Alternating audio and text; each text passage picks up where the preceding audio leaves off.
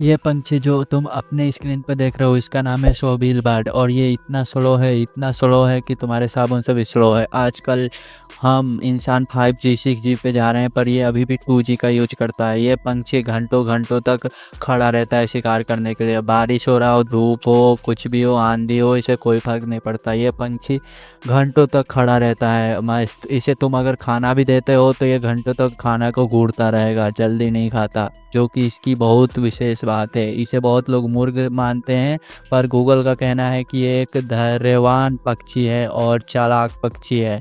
आपका क्या विचार है? कमेंट में ज़रूर बताएं।